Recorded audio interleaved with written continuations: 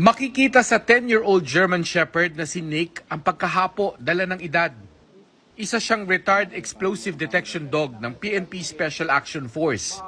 At panahon na para maghiwalay sila ng kanyang handler na si Master Sergeant Rogelio Daculan. Kasi ikaw pagka matagal mo akong di nakikita, na-stress ka eh. Hanapin yung pag-aalaga ko sa'yo, sa iba. Sa kabataan ni Nick na destino silang magbantay sa APEC noong 2015, plebisito ng Bangsamoro ng 2017, at taon silang namalagi sa Zamboanga City at Jolo, Sulu. Lalo na sa atin, malayo tayo sa pamilya natin, sir. Yun, lagi kalaro mo, pagka walang trabaho, duyan-duyan lang, katabi ko yung sinik. Mamimiss ko, sir, kasi siya yung unang K9 na aso ko, sir, sa pagiging K9 handler ko. Parang anak din yung trato ko sa kanya, sir. Pero ang pinakatumatak ay nung pasabugan ng pwesto nila sa Hulo noong 2019. Nagkasakit yan si Nick that time, sir. Mahirap naman yung vet. Kaya tinawid ko po siya ng Zamboanga. Blessing in disguise lang kasi nung naitawid namin ng Zamboanga si Nick, nangyari yung insidente, sir. Doon sa Hulo. Maging ang 12 anyos na Labrador Retriever na si Casper, panahon na rin para iwan ang kanyang handler. Casper, pakabait ka pag may kukuha sa'yo. Bittersweet ang pamamaalam.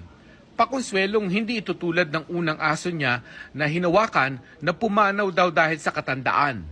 Malungkot ako, maaalis siya dito, hindi ko siya makikita lagi. Masaya ako kasi mapupunta siya sa magandang lugar na hindi tulad dito na congested.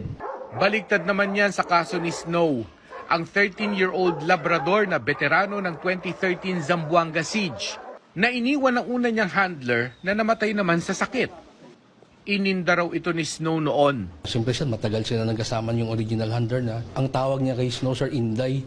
Parang yung daughter, sir, ba? Sobra, sir, late talyedo mag-alagaan, mag-ano talaga. Yung parang anak nga, sir, yung anak na babae. Ganun siya mag-ano, sir, ba? Ganun siya yung magtrato kay Snow, Inday. Kaya naging ano na namin sa mga handler, uy, si Inday Snow, si Inday Snow. Dahil matatanda at retirado na, nakahanda ng ipaampon sina Nick, Casper at Snow. 200 na raw ang nakapilang gustong mag-adopt sa kanila, pero pipiliin daw muna ng SAF ang pinakabagay sa mga aso. Sa mga nagtatanong kung bakit hindi mga handler mismo ang mag-alaga, may kakayahan pero nasa trabaho po kami lagi. Hindi po namin, kami nga na halos yung family namin hindi namin naalagaan. sila rin kasi ang hahawak sa 15 bagong generation explosive detection dogs na sinasanay na. Gaya ng tao, pinapalitan din ng bago at bata dahil tuloy ang misyon. Ang mga nagsilbi naman hanggang sa kanilang katandaan ay sasaluduhan. Salamat sa inyong serbisyo sa bayan.